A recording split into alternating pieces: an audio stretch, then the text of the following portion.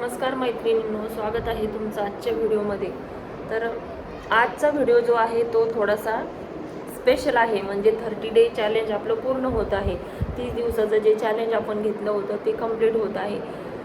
अनंत कोटी ब्रह्मांड नायक राजाधिराज योगीराज श्री स्वामी समर्थ महाराजांना वंदन करून आज आपण 30 डे चॅलेंजचा 30 नंबरचा 30वा व्हिडिओ आपण बघतो आहोत. तर 30 दिवसामध्ये मी जे काही व्हिडिओ टाकले तर त्या व्हिडिओमध्ये आपण जीवन म्हणजे स्वतः एक सक्सेस लाईफ कसं क्रिएट करता येईल. सक्सेस लाईफ म्हणण्यापेक्षा सुखी लाईफ. कारण सक्सेस लाईफ आपण कशामुळे म्हणतो की बिझनेस, एखादी स्त्री आहे तिने जर शिक्षण केलं, तिने जर नोकरी मिळवली तर ती सक्सेस. परंतु एखादी स्त्री आहे जी संसारामध्ये सुखी आहे, तिचा परिवार सुखी आहे, तिचे आचार विचार, तिचे संस्कार या सर्व गोष्टी जर तिने टिकून ठेवल्या तर माझ्या मते ती सगळ्यात यशस्वी स्त्री आहे. पण आजकाल कसं झालं की शिक्षण करायचं म्हणजे नोकरी मिळाली तर सक्सेस. कारण बघा तुम्ही, कौतुक त्याच लोकांचं होतं. आतापर्यंत कोणी गृहिणीचं कौतुक केलं नाही की चला एखादी घरातली सून आहे, एखादी स्त्री आहे, तिचं आतापर्यंत कोणी कौतुक केलं नाही की ती सर्व गोष्टी वेळच्या वेळी करते, सर्वांची काळजी घेते. वास्तविक बघायला गेलं तर त्या स्त्रीचा खूप मोठा त्याग असतो.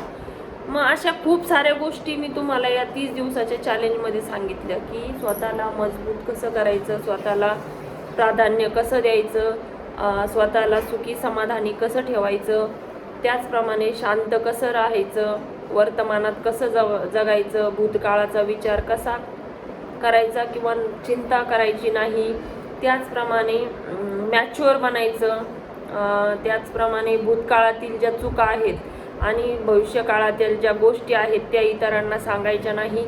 ठराविक काही गोष्टी आहेत त्या म्हणजे आपल्या जे जवळचे आहेत त्यांच्यासोबत शेअर करायच्या. त्याचप्रमाणे काही ज्या गोष्टी आहे आपल्या आयुष्यामध्ये त्या प्रत्येकाला सांगत बसायच्या नाही. आणि त्याचप्रमाणे प्रत्येक मुलीमध्ये काही गुण असतात, ते गुण ओळखता आले पाहिजे. त्याचप्रमाणे जे लोक आहे मूर्ख त्यांच्याशी वाद घालायचा नाही. दुसऱ्यांनी ज्या चुका केल्या त्या चुकांपासून काहीतरी शिकायचं. अशा खूप साऱ्या गोष्टी म्हणजे असे 30 दिवसाचे जे व्हिडिओ बनवले, काही तर आता मी जे लिहून ठेवलं होतं ते मला आठवतं, परंतु जे काही व्हिडिओ होते ते मी काल्पनिक म्हणजे त्या पुस्तक वाचल्यानंतर माझ्या मनाने जे मला बोलता येईल ते मांडण्याचा प्रयत्न केला होता. तर 30 दिवसाच्या व्हिडिओनंतर तुम्ही इतके स्वतःला बदललेले बघाल की तुम्ही स्वतःला ओळखू शकणार नाही. इतकं त्या व्हिडिओमध्ये मी सांगण्याचा प्रयत्न केला होता. ज्यांनी रेग्युलर 30 व्हिडिओ बघितले त्यांना निश्चितच जाणवेल. आणि मी प्रत्येक व्हिडिओमध्ये माझ्या मैत्रिणींना असं आव्हान करत होते की तुम्हाला काय वाटलं, तुम्ही कोणता व्हिडिओ बघितल्यानंतर तुम्ही काय बदल केला. एक व्हिडिओ बनवला होता मी की आपल्या आयुष्यामध्ये बाउंड्रीज सेट करा. तर कोणीच मला मेसेज केला नाही की आपल्या जीवनामध्ये आपण कोणती बाउंड्रीज सेट केली. वास्तविक बघायला गेलं तर काही स्त्रिया खूप क्यूट असतात. क्यूट म्हणजे की त्यांचे आचार विचार हे घेण्यासारखे असतात. परंतु कसं होतं की समाजामध्ये वावरताना काय होतं, एकमेकांचा आपण द्वेष करतो. आपल्यापेक्षा एखादी समजा आपण मैत्रिणी आहोत किंवा मग एका प्रोफेशनमध्ये आहोत तर सोबत आहोत, एक जर समोर गेली तर ते दुसरीला सहन होत नाही. मग तिच्याबद्दल थोडंसं द्वेष भावना येते आणि मग ते विचार काहीतरी वेगळे होतात. परंतु काही लोक बघा तुम्ही, इतके विचार त्यांचे श्रेष्ठ असतात आणि त्यांची वागणूकही तशीच असते की त्यांच्या मनामध्ये इतरांविषयी द्वेष नसतोच. इतरांचं जर चांगलं होत असेल तर त्यांना कधीही आनंद होतो आणि आनंद नाही झाला तरी किमान ते जळत नाही. म्हणजे आपल्या भाषेत सांगायचं म्हणजे ते जळत नाही इतरांवर. कोणी जर एखादी गोष्ट करत आहे तर त्याला किमान शब्दाचा तरी सपोर्ट द्या. असं नाही की तो ते करतोय मग हे कशाला करायचं, मग हे तुम्ही करू नका आणि मग त्यातून काय निष्पन्न होणार आहे. आता आमच्यासारख्या ज्या महिला आहेत त्या जर एखादी गोष्ट करायला गेल्या तर सहज कुणी म्हणतं की आता काय वय राहिलं का ह्या गोष्टी करायचं, शिकण्याचं कोणतं. पण मी म्हणेल की माणसाचं शिकण्याचं वय मरेपर्यंत संपत नाही. शिकण्यासाठी माणूस काय आयुष्यभर विद्यार्थी असतो. डॉक्टर बाबासाहेब आंबेडकरांनी सांगितलंय की मनुष्य आयुष्यभर विद्यार्थी असतो आणि मी त्या मताला सहमत आहे. फक्त तुमचं मन तरुण राहिलं पाहिजे.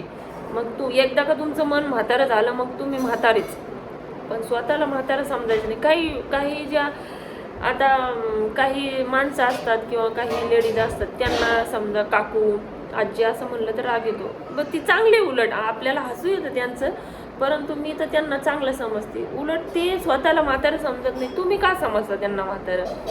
माझं 40 वर्ष वय झालं, मग आता माझं शिकण्याचं वय नाही किंवा एखादी गोष्ट करण्याचं का नाही शिकण्याचं वय. जेव्हा आपण जेव्हा शिकण्याचं, काही लोकांचे प्रॉब्लेम्स असतात जे त्या वयात शिकू शकले नाही. एखादी मुलगी आहे की जी आईवडिलांकडे असताना तिला शिकता आलं नाही, शिकण्यासारखी परिस्थिती नव्हती किंवा मग बरेचसे प्रॉब्लेम असतात, मग ती लग्नानंतर शिकते. काही मुली लग्नानंतर म्हणजे लेकरं झाल्यानंतर शिकतात, काही त्याच्याही नंतर शिकतात, पण शिकतात. मग त्यातून काहीतरी घ्यायचं की नाही याच्याकडून काय हे शिकण्यासारखं आहे. आता माझंच जर मी सांगितलं तर मी 12वीला असताना माझं लग्न झालं आणि त्यानंतर खूप सारा गॅप झाला, 2 मुलं झाल्यानंतर मी शिक्षण पूर्ण केलं.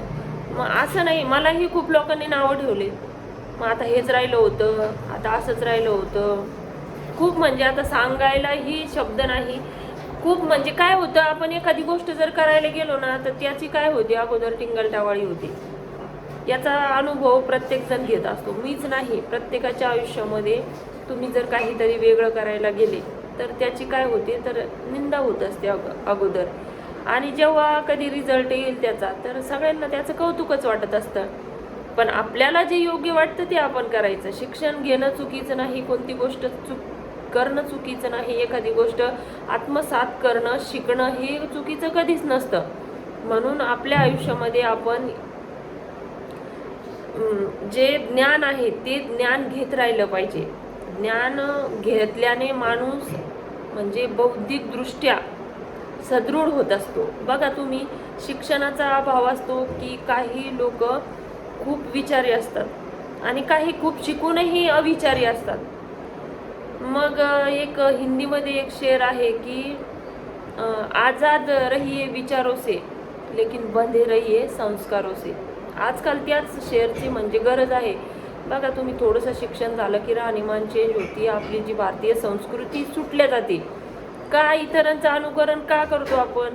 बरं, अनुकरण कोणतं करतो? फक्त वेशभूषा, बाकी दुसरं काही करत नाही. दुसऱ्या देशातल्या स्त्रिया, दुसऱ्या देशातले लोक खूप सक्सेस आहेत, बिझनेस करतात, नोकऱ्या करतात, चांगल्या चांगल्या पोस्ट त्यांना मिळतात, खूप समाधानी आयुष्य ते जगत असतात. मग त्याची बरोबरी आपण करत नाही. आपण बरोबरी करतो फक्त वेशभूषा, केशभूषा आणि फेसभूषा, काय असेल ते मेकअप, हे याची बरोबरी करतो आपण. ज्या गोष्टीची करायला पाहिजे त्या गोष्टीची आपण बरोबरी करत नाही. मग कुठेतरी आपलं इंडियन कल्चर जे आहे ते थोडंसं लो होत चाललं आहे. आणि आजच्या काळात मी तरी म्हणेन की स्त्रीमध्ये असं आहे की स्त्री जी आहे ती समाजाला सुधरवू शकते. कारण एका स्त्रीने जर ठरवलं तर ती 2 घराला सुधरवू शकते. आणि तिने जर विचार केला की आपल्याला हा समाज सुधारायचा तर नक्की होऊ शकतं. कारण प्रत्येक स्त्रीने जर असा विचार केला, तिने जर आपल्या मुलाला, आपल्या मुलीला योग्य जर संस्कार लावले तर निश्चितच समोरची पिढी सुधारणार आहे.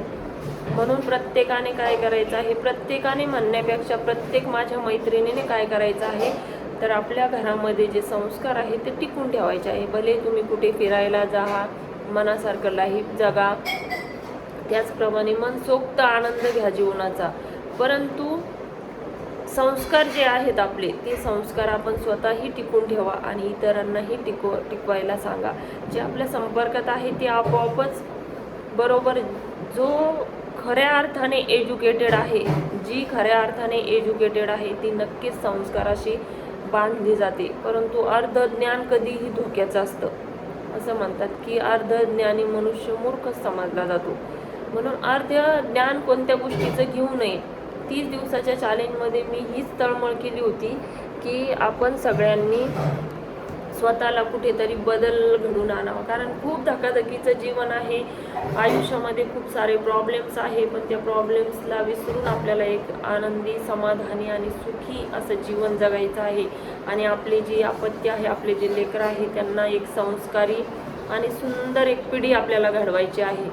तर मग या 30 डे चॅलेंजच्या सर्व व्हिडिओ बघून ज्यांनी बघितले त्यांचे खूप खूप मनापासून धन्यवाद. आणि ज्यांनी स्वतःमध्ये काही बदल करून घेतले त्यांचेही धन्यवाद. ज्यांनी बदल करून नाही घेतले, ज्यांना या गोष्टी पटल्या नाही, त्यांचेही धन्यवाद. तर अशा या 30 दिवसाच्या चॅलेंजमध्ये मी आपणास ज्या गोष्टी सांगितल्या, तर मी असं म्हणेन की तुम्ही तुमच्या जीवनामध्ये फुल ना फुलाची पाकळी म्हणजे एक तरी विचार आणावा, अशी मी तुम्हाला विनंती करते. आणि आजचा हा 30 डे चॅलेंजचा व्हिडिओ आपण इथेच संपूया. तर येणाऱ्या समोरच्या आयुष्यासाठी, माझ्या मैत्रिणींना येणाऱ्या सर्व भविष्याच्या प्लॅनिंगसाठी, भविष्याच्या ज्या काही तुमच्या कल्पना आहेत त्या सर्व पूर्ण हो, अशी मी स्वामी समर्थ महाराजांच्या चरणी प्रार्थना करते.